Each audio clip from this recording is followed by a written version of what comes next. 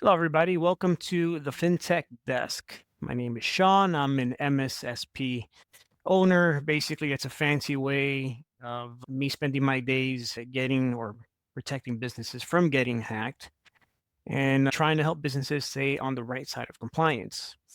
Here with me is Viviana Recca. She is an enroll agent, certified bookkeeper, and advanced QuickBooks Pro advisor. Thanks, Sean. But I like to describe myself like the person that cares about people's numbers and just making sure they stay profitable. Yeah, you do a good job of that. We're also married, and that's going to be either the best business partnership you've ever seen, or possibly an entertaining argument you'll see through our videos, or maybe a little bit of both. But the deal is that this podcast really is geared about having conversations that we typically have in the dinner table with these industries in finance, technology, security. So let's go ahead and get started. So we want to get into the first conversation. It's something that I've been really thinking about, been having a few conversations with you on this. So the first topic we want to go ahead and discuss is finance. And in this case, specifically, cash flow versus revenue and why profitable businesses go broke. Something I think is really important because before making a big business decision, you don't want to go into that blindly. Got any info or feedback for us on that? Yeah, so that's actually a good topic. And I'm kind of glad you picked that one as the first one for us to talk about. And I see this a lot, which is profiting the books does not mean you're actually in a good cash flow position. You'd be surprised how many owners are struggling right now with not having enough cash flow to pay for everything. Interesting.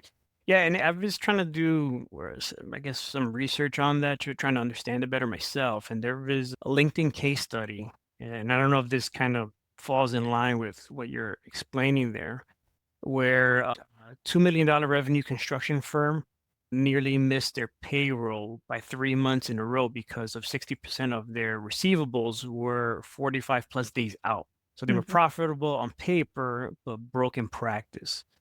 Is that more or Exactly. less in line with kind of like what you're explaining there? Exactly. Yes. So when they pull up the profit and loss, they see, wow, we invoice a 50 grand. But that does not mean that the money is already in their bank account. So what happens a lot of times is that by the time that 50 grand arrives to the bank account, they had already spent almost the 50 grand. So in a given month, you may have profit, but maybe more money went out, then you start burning money and then you may not survive. So that's why it's so important to understand, make sure that you actually have a positive cash flow or do you had a month you went to the deficit. And if you did, then you want to keep an eye on that deficit and see if this is happening again month after month. There's a term shown that's called runway. Have you heard of it? No. So runway, you need to know how many months can your business stay alive if you don't have any cash coming in. Oh, gotcha. It's almost like an emergency fund. So if we have no revenue for in the next 6 months, basically we have something left in savings or capital or whatever that we can use as our Yeah. survival mode money or whatever. Yes. How many months can you survive without having money coming in? So that number is surprising. A lot of businesses don't have even 1 week, and it's recommended for you to have at least 6 months of money in reserves to operate. So what I'm doing for my clients now, Sean, is I'm trying to provide weekly updates on their cash flow position, so that way they know exactly what is the runway for them in case they need to use it because things can change. You may lose a contract, you may lose a client, there may be a natural disaster happen that can stop the flow of your money. So that's why you need to have a reserve. You need to have enough runway to survive. I think the highlight that I want business owners to take is white paper is not what it's not the same as having a cash flow system. So you want to have your accounting system. You want to make sure you keep proof and make sure that you're being profitable, that you have a strong company. But again, that's not the same as your cash flow system. You want to keep an eye on that. How much money came in, how much money went out. Are we actually having money that we can put aside, right? And just keep an eye Right. on that to make sure that you stay protected. Gotcha. Oh, okay. That was very good info. Appreciate you sharing all that. I learned a few things there myself. Revenue is revenue, profit's profit. That's So, right. That's right. You're staying. That's in right. my lane, yeah, Yeah. exactly, We help each exactly. other. You don't want me talking about that's for sure. All right, so moving on to the world of technology, cybersecurity, and all that good stuff. A topic that I really wanted to touch base on is AI phishing and why your inbox is ground zero. Have you yourself ever heard the term AI phishing? I have heard a lot about AI. It's great. Yeah, I'm Five, like, oh, yeah, AI like agents. last I was overwhelmed because I was trying to determine, yeah, understand the difference between AI and AI agent. That was another subject, but no, I have not heard about AI phishing. I don't know what Okay. that is. I'm sure a few people out there recognize non obviously IT people know exactly what I'm talking about, but non-technical people can understand the term phishing when it comes to email. So now it's AI phishing, just like everything now is somehow powered by AI. Even if when you go lift weights, your dumbbells are AI enabled now or something. But at any rate, it is a real thing and it's an actual dangerous thing. And the reason it is because of how much it's improved the ability for these bad actors or these cyber criminals to really cause havoc on your business. And it primarily, for the most part, especially for small businesses, it starts through email, and that's phishing. So what Um, does that mean? Like email phishing? Like people just sending so emails like for me to click on or like yeah, can so typically a phishing email is they're going to impersonate a legitimate email. So perhaps they may use, for instance, in some cases, even another employee's name, use a domain that's similar to your company's domain. And you may think it's another employee within the company if it's a big enough company, or maybe a vendor you're working with.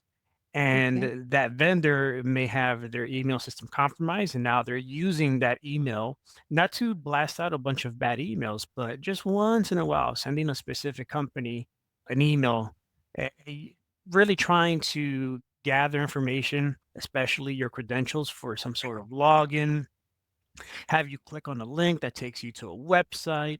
I understand what you're saying because the other day I got an email from Relay, the bank.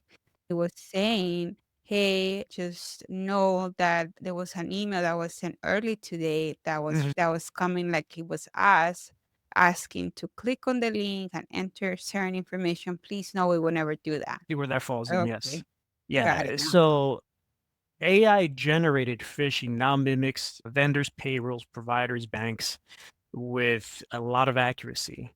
And just to give you a quick example, Kasai, which they have security software, antivirus for quite some time, they have a threat report which revealed that 83% of phishing emails now use AI generated content and they use AI crafted messages.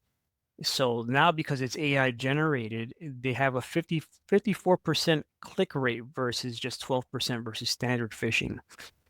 Oh, Basically, all that means is back in the day, there was a guy who was making up these emails, typing it all in, trying to mimic a legitimate, let's say Bank of America or whatever bank email, sending it to the clients or to the bank's clients.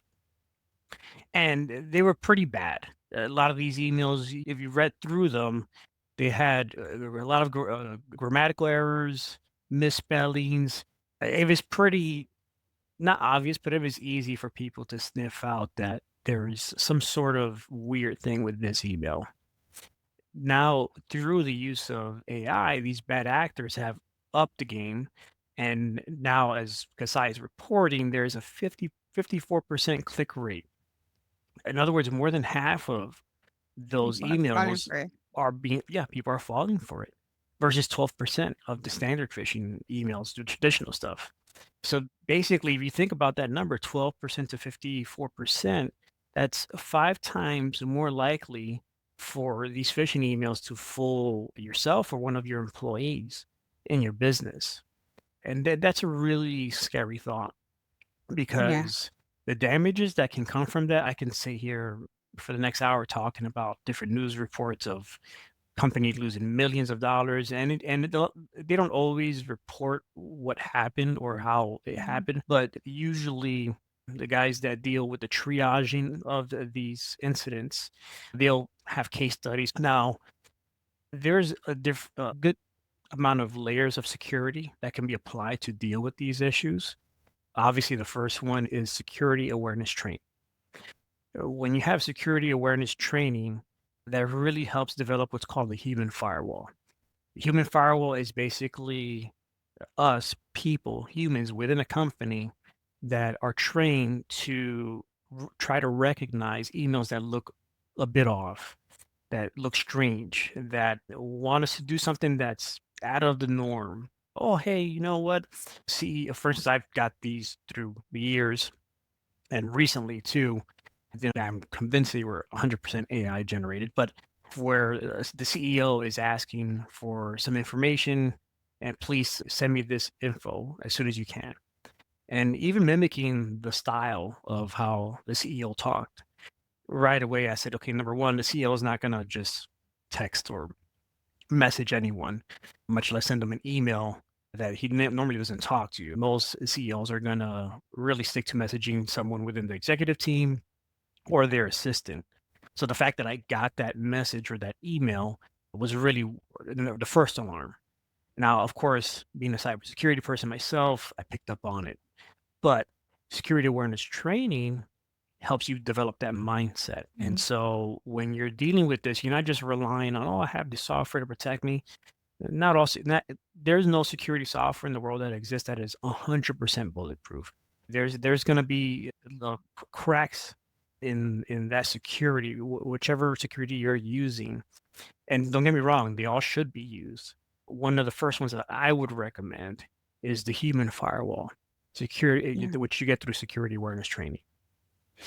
Actually, I think a great point because I think right nowadays we need both, right? We need to be aware. I grew up in Colombia and there we needed to be aware of our surroundings. Oh, Like, street smarts. natural, yeah, we need to be like Mm, a little bit of naturals, like everything that we see, we need to be more like alert. mm, Here in the United States, we can easily go to a grocery store and then maybe we leave a purse in the car, depending what city, but we can leave something in the car and nobody's gonna, break in and steal. right. But and there's other countries that you cannot do that, right? You cannot leave like a purse in the car because by the time you come back, it's not gonna be there. Uh, I think nowadays, I think with AI, we have to have that mindset when we open any emails or any attachment. Yeah. We have to be careful because that can be somebody behind it trying to make us do something. Now, what layers of protection you have set up for me right now, like in the event that I open an email and I click on it and it was like a phishing email? Trying my best to stay away from the jargon. Number one is there's domain hardening, what we call domain hardening, where we can ensure no one can mimic your email address, your domain, because that's one of the things that happens when you have your email compromised. They'll try to spoof your domain. It sounds simple, and most providers protect you against this. But I've seen where some people set up their own domain and website and everything, and that there's certain steps involved with that process to help ensure protecting your domain, number one, which is what you have. Number two is you want to get an email security software. Uh, Honestly, what I hear is the importance of having an MSP provider, someone that is there making sure you have all those layers in place. Yeah. Obviously, whether it's a company like yours or it's a company, but you cannot Mm. just nowadays. Before, I think we could possibly run a business without having an MSP provider, but I wouldn't be able to do it on my own. It would be too overwhelming. So I'm happy I have you in that area. 15 years ago, you can just have an IT guy that fixes your computers, installs or downloads some type of antivirus, sets it and forgets it, and says, okay, you're all set to go. Someone that deals with this on a day to day can go ahead and actually create a formulated plan that's customized for your company, because every company needs different types of security, different layers of security as well. And really, that's who you want to look for. And if you're going to try to do this on your own, I would say, unless you're really comfortable with all the nuances that come with cybersecurity, and there's a lot, and it's always changing. It's a very dynamic industry. I would say that you're really riding the fine line between having a company that's going to continue moving forward and functioning versus a company that can possibly be susceptible to a breach. Mm. So it's really a good idea to look for help, because that Yeah. this environment is changing constantly, and with AI, it's only getting much more aggressive and a little bit worse. Not to be fearful, just at the same way of the bad guys using AI to do these things, these bad things. There's ways we can use AI, or security guys use AI to also fight against these types of attacks. Yeah. So we're going to go ahead and continue on with some discussions on the next episode. If you really find this information beneficial moving forward, please subscribe. Whichever the case, we really appreciate your time that you spent being here with us, listening to us, and hopefully we'll catch you on the next one. Thanks again. Talk soon. Bye.